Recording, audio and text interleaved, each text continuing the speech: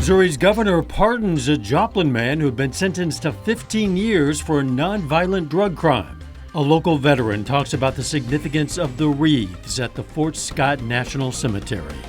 The four states' most watched news starts now. Missouri Governor Parson releases the names of the 30 people whose sentences he commuted or who were pardoned by the governor. And the list includes a Joplin man. This is KOIM News at 6.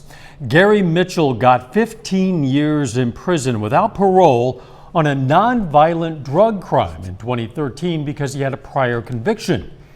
He appealed after state law was changed in 2014 to repeal the guidelines that directed judges to sentence nonviolent drug offenders without a chance of parole. Mitchell and two others had their sentences commuted by the governor to house arrest contingent upon approval of a home plan. Commerce, Oklahoma man is dead after he was hit by a car overnight. Happened a little before 9 last night on Highway 69 south of Commerce. 27-year-old Travis Huff was walking south in the northbound lane. The driver of a car heading north saw Huff in the road and tried to go around him. Police say Huff stepped into the vehicle's path, causing the car to hit him. He was pronounced dead at the scene. Let's check in with Nick Kelly now for a first look at the weather. Well, not much to track today, Dal, so to keep myself busy on this Christmas Eve, I've been keeping an eye on Santa. If we go to the NORAD Santa tracker, he was last seen in Reykjavik, Iceland, and he's hauling across the Atlantic to head towards San Miguel and the Azores within the next couple of minutes. So he's still got a little time before he ventures into the United States and eventually our neck of the woods as we go deeper into our Christmas Eve night ahead of us. So believe me when I tell you, I didn't have much to track today across our area. Maybe some partly sunny skies, but that's about it. Any big storm systems mainly off to the east where they are definitely having a white Christmas across parts of the Great Lakes. Around here, definitely cold. We are now in the upper 20s to lower 30s across the board, and that's setting the stage for a cold night ahead of us. In fact, I think we'll drop back to 18 by midnight, 16 by 3 a.m., and we're definitely off to a cold start Christmas Day. But after we start around 14, we're looking good with mostly sunny skies and highs near 41. We'll see how we look after the holiday coming up in a bit, Dal. Perfect sleigh flying conditions tonight. Sounds good. Thanks, Nick. The Missouri Senate is working on a plan that would allow the public to listen to legislative debates from their homes or offices as the pandemic continues. Senate Administrator Patrick Baker says the changes could mean fewer people in a building that's often crowded during the nearly 5-month annual session.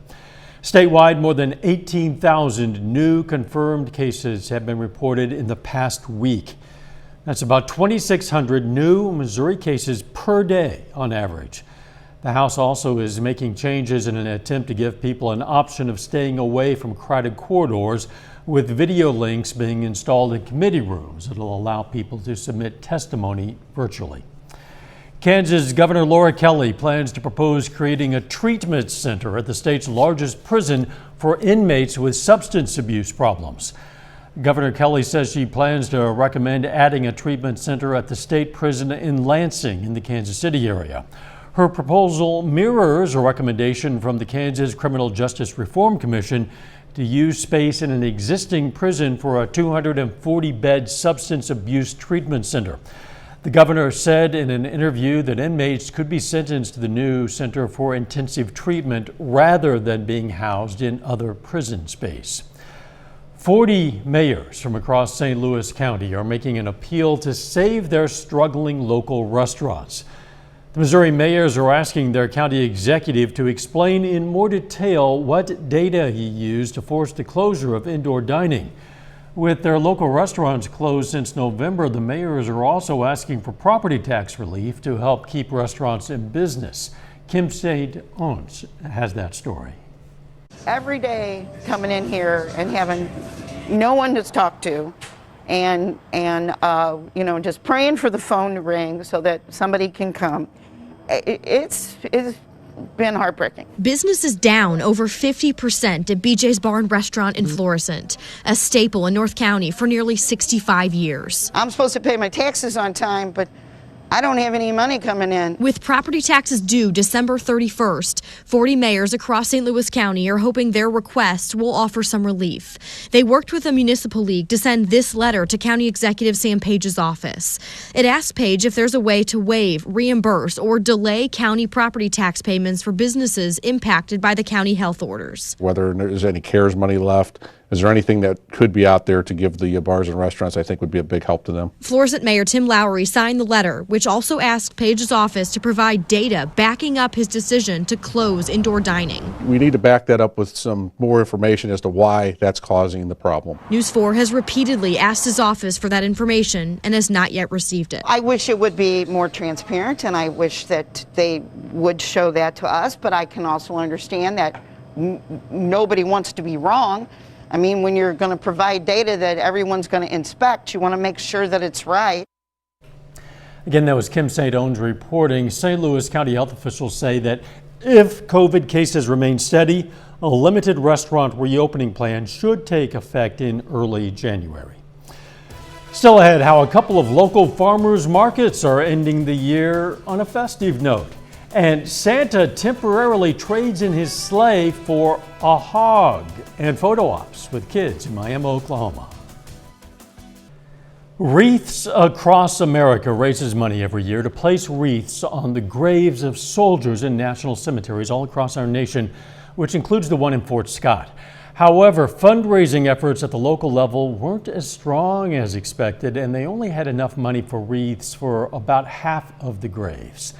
Then an anonymous donor stepped up just after Thanksgiving and filled in the gap. The community, everyone around had helped as much as they could, and then this happened, and I was so excited that that his generosity made it possible that every site at Fort Scott National Cemetery has a wreath. Tucker says the local company has stepped up for next year's wreaths with a matching donation for every wreath sponsored. If you'd like to help out for 2021, check out the information in this story on our website, koamnewsnow.com. After a year full of changes, area farmers markets are ending the year on a festive note. Joplin Empire Market and Webb City Farmers Market both held special Christmas Eve markets today. This year has been difficult for both, as you might imagine, since they've had to add online ordering, curbside pickup, and several other things to adjust to the pandemic. So they wanted the last markets of the year to be fun and festive.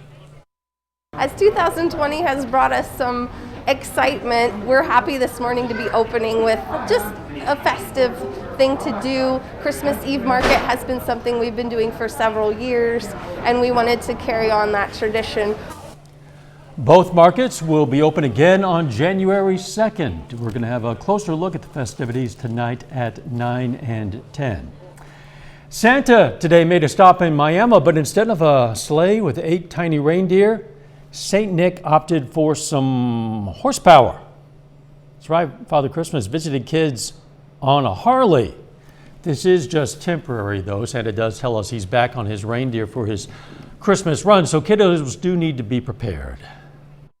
The reindeer are taking a break for right now, but they will be out tonight. So make sure you get that reindeer food out.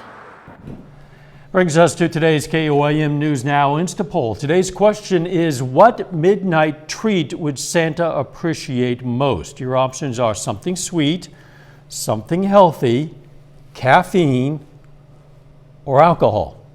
You can vote at koamnewsnow.com/vote or through the KOAM News Now mobile app. Results are updated live, and we're going to check back in on them a little bit later. Nick Kelly is up next with his complete forecast, and a little bit later, the Neosho Holiday Classic is set to begin, but there are some pretty significant changes. We're going to tell you how the coronavirus is affecting play.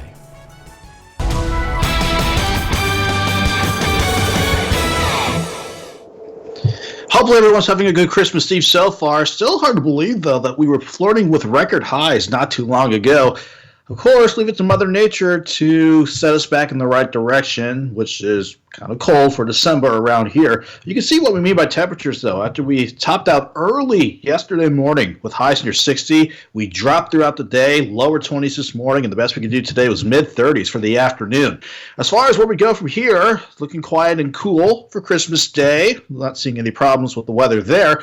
I am watching some rain and snow chances coming in early next week. Some that could start as early as Sunday. We'll get to that part of the forecast in a bit.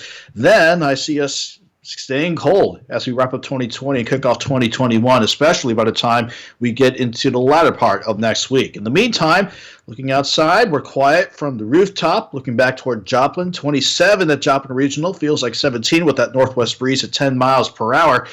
Otherwise, temperatures, what do you say? December evenings, better be cold around here. So we are at 25 at Stockton, 29 in Columbus, some lower 30s still in northeast Oklahoma, but those are the warmest numbers on the board. So from here on out, it's going to stay cold, falling through the 20s, down to 18 by midnight, and pushing mid-teens, some of the coldest air of the season so far, set for tonight. Fortunately, that's not going to lead to any nasty weather headed our way. If you're not a fan of at least wintry weather on a Christmas day, or Christmas night, rather. Off to the east, that's where all the weather's taking shape for this Christmas Eve. On the cold side of things, some snow across parts of Ohio and across the Appalachians. And on the warm side of things, some severe weather ongoing for parts of the southeast. Around here, we just have a couple areas of high pressure that'll keep us quiet for Christmas Day, while we keep an eye on not just the upper low departing off to the east, but if I can pan this around a bit, another pair of upper-level lows that'll want to bring some changing weather our way as we head toward next week. In the meantime, though, quiet as can be, but the partly sunny skies we saw throughout the day turns mostly clear. And boy, is it going to be cold tonight. Everyone, no matter where you are, will be dropping back into the mid-teens. So most of you around 14 to start the morning out. Christmas Day, however, may not be a white Christmas, but it's a nice Christmas. Mostly sunny skies throughout the day. Well, look at that southwest breeze eventually kicking in. That'll eventually take us to 36 by noon. Highs near 41 in Joplin. Most of us, though, should be mainly in the lower 40s. Wouldn't be surprised if we have some mid-40s, though, west of 59, as you work across parts of Kansas and Oklahoma. Looking down the road, though, there is that quick upper low sneaking across Southern California. That could bring us some partly sunny skies Sunday, and maybe a slim chance for a few showers on Sunday. But the next best shot for rain, and maybe some winter weather too, will be with another low coming at us from the west, Monday, Tuesday, and going into Wednesday. So we'll be keeping an eye on that storm system as we continue along. Until those rain chances get here, though, 41, quiet and mostly sunny for your Christmas Day. 59, a good jump in temperatures on Saturday. Then we'll see rain and possibly some wintry weather by early next week, Dow. All right, well, that looks pretty nice ahead, and tonight we'll get through the cold weather with that extra Yule log. Absolutely. Hey, don't forget you can be the first to know about today's weather with the KOAM Skywatch weather app. Get severe weather updates sent straight to your phone free of charge. It's available in the Apple App Store and the Google Play Store. Just search for KOAM Skywatch weather app. Still ahead, the Neosho Holiday Classic tips off with some changes. We're going to tell you how the pandemic is affecting the tradition. And the Kansas City Chiefs have a chance this weekend to clinch the #1 seed in the AFC for the playoffs. We're going to hear from the team ahead of their matchup with Atlanta next.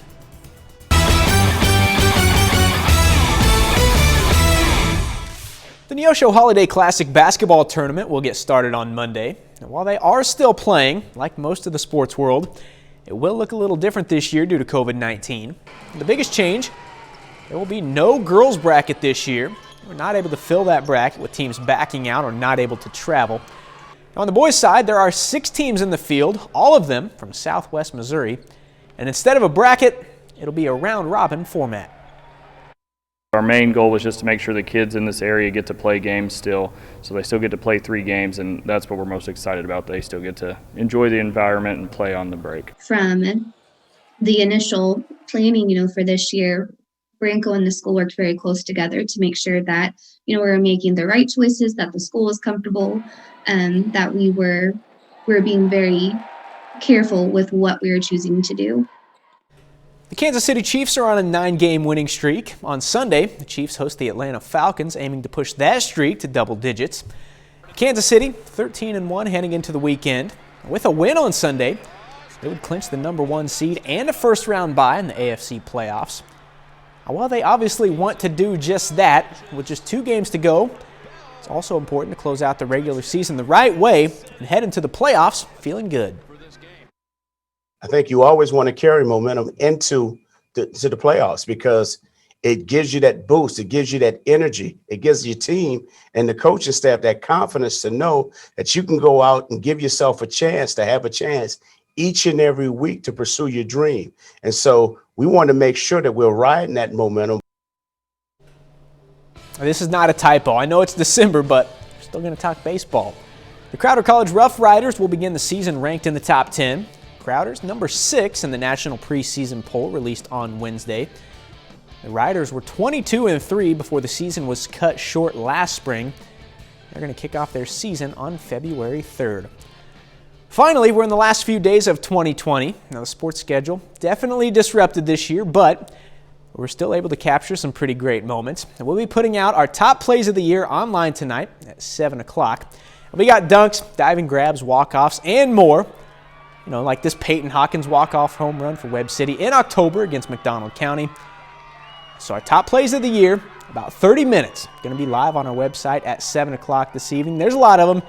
Let's go check it out here in about 30 minutes. And that's a look at sports. We're back with more news right after this. Take time now to honor a local veteran, Leonard Dean. The Neosho, Missouri native served in the U.S. Army. And we are proud to salute Leonard Dean. He's tonight's 4-state hero.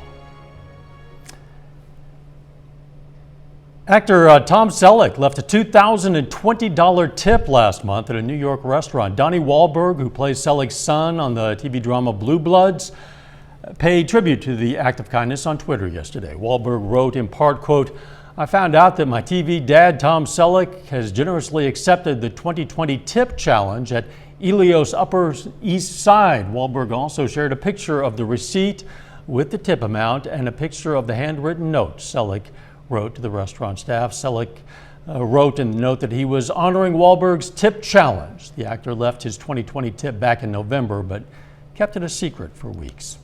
We're going to check back in on tonight's KOAM News Now Insta Poll. We've been asking, what midnight treat would Santa appreciate most? 49% say something sweet. 3% say something healthy, because who doesn't love wheatgrass shakes? Caffeine, 8%. 40% say alcohol, because 2020. This poll is now closed. Thanks for participating, everybody. Let's check back in with Nick now for a final look at the weather. Cold for sure tonight, but we are looking great for Christmas Day. Not a white Christmas, but mostly sunny, quiet, highs are 41, and we'll take a deeper dive into the forecast and see where St. Nick himself is coming up tonight at 10, Dow. Thank you, Nick, and thank you for joining us. We're going to leave you tonight with a look at some Christmas lights in Baxter Springs, Kansas. We'll be right back here for KOAM News at 10 on this Christmas Eve. In the meantime, let's take care of ourselves and each other.